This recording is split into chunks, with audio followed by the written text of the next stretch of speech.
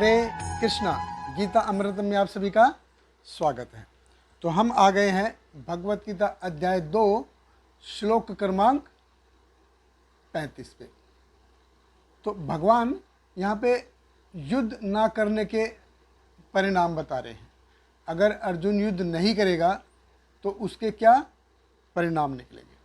तो भगवत गीता अध्याय 2 श्लोक क्रमांक 35 भगवान कृष्ण कहते हैं, भयात्रणात् उपरतं मन्यस्ते त्वां महारथा येषां च त्वं बहुमतो भूत्वा यशस्वी लाघवम्।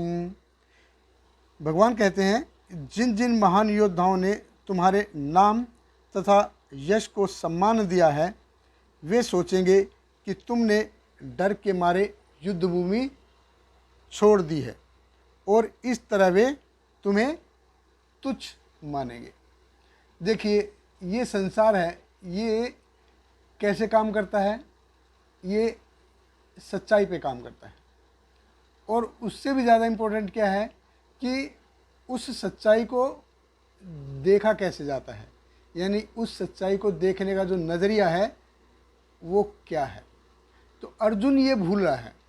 अर्जुन सोच रहा है कि मैं अपनों के ऊपर दया दिखा रहा हूँ, अपनों के साथ में लड़ाई नहीं करूँगा, उनको मार दूँगा तो उनको जो पाप लगेगा, वो मरेंगे तो उनका जो उनके बच्चों का, उनके परिवार का जो श्राप होगा, जो पाप लगेगा, वो मेरे को लगेगा। तो ये क्या है? ये अर्जुन की सोच है, ये सामने वालों की नहीं है।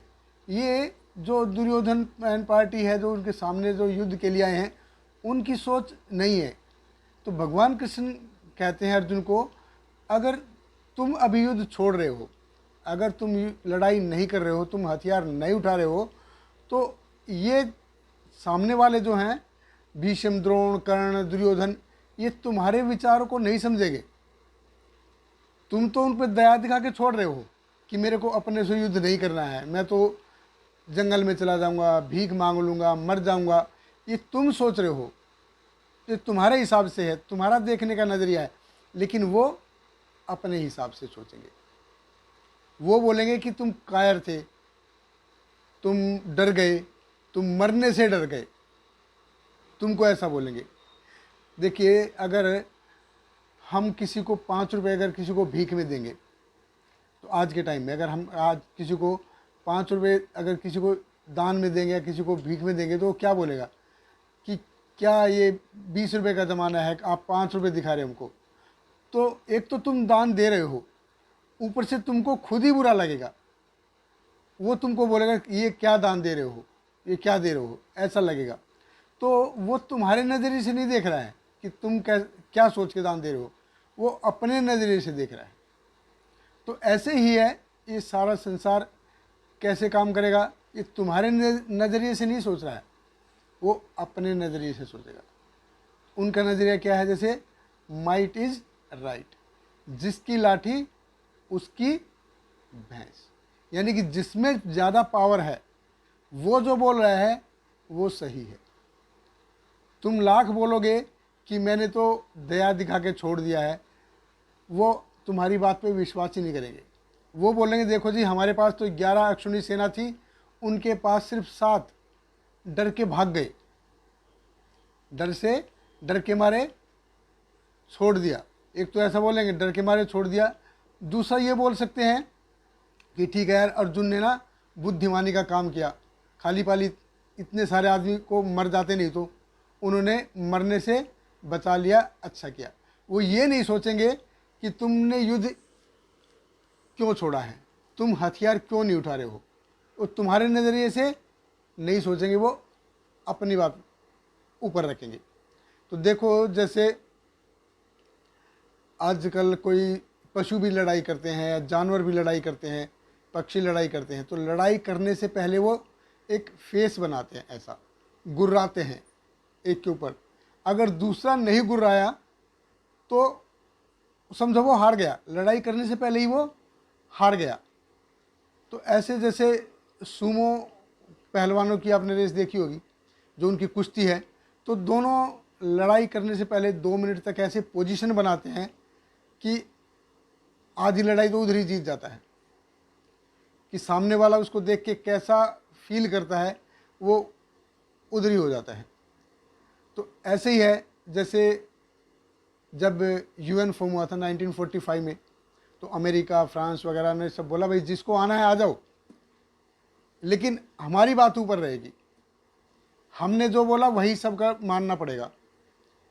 अगर तुम सारे किसी चीज़ को ना बोल रहे हो और हम 4 में से कोई भी उसको एक ने भी हाँ बोल दिया तो हमारी बात मानी जाएगी। तुम सारे किसी चीज़ को हाँ बोल रहे हो और एक ने भी ना बोल दिया तो वो नहीं मानी जाएगी। तो देखिए यूएन भी वीटो पावर पे काम करता है, माइट इज़ राइट, कि भाई हम में ताकत है तो जैसा हम बोलेंगे ऐसा ही होगा। और अभी 300-350 साल पहले एक एग्जाम्पल है, चित्रदुर्ग का जो किला था उस पे हैदर अली ने अटैक कर दिया। तो और जब जहाँ से अटैक करना था, जैसे नीचे से एक ऐसा रास्ता था, वहाँ से सिर्फ एक ही आदमी जा सकता था अंदर, वो भी लेट के। तो वहाँ पे एक गार्ड था, उसकी वाइफ थी अबोवा। तो गार्ड जो है लंच के लिए गया था, खाने के लिए गया था, उसी टाइम पे वो हैदर अली के सैनिक आ गए और सैनिकों को एक एक करके अंदर जा सकता था, सारे एक साथ नहीं जा सकते थे। रास्ता ऐसा था गुफा जैसे कि उसमें से सिर्फ एक ही आदमी अंदर जाएगा और वो भी लेट के। तो अंदर जो अबोवा थी उसने देखा कि उसका जो गार्ड पति है वो तो है नहीं अभी। अब वो इतनी हिम्मत वाली थी कि वहाँ पे एक पिस्टल टाइप होती, बड़ी सी बंदूक होती है, जो उसी से उसने एक एक करके जो अंदर आ रहा था 350 लोगों को मार दिया अकेले ने। और आज भी ये कर्नाटक में अगर जाएंगे तो अबोवा का मंदिर है उधर, कि इतनी बहादुर लेडीज़ थी। और देखिए लक्ष्मीबाई कितना बहादुर लेडीज़ थी। ऐसे जब लेडीज़ इतनी बहादुर हो सकती थी, अर्जुन के बारे में क्या कहा जाए, अर्जुन तो क्षत्रिय है, तो उसको तो अपने धर्म का पालन करना ही चाहिए। इवन तो हमको भी, हम अपनी लाइफ में कैसे भी जिए, लेकिन हमको अपने कर्तव्य से पीछे नहीं हटना चाहिए। तो युद्ध ना करने के जो क्या परिणाम होंगे ये आगे के श्लोक में भी जारी रहेंगे। हमारे साथ बने रहिए। बहुत बहुत धन्यवाद। हरे कृष्णा। हरे कृष्णा हरे कृष्णा कृष्णा कृष्णा हरे हरे, हरे रामा राम राम हरे हरे।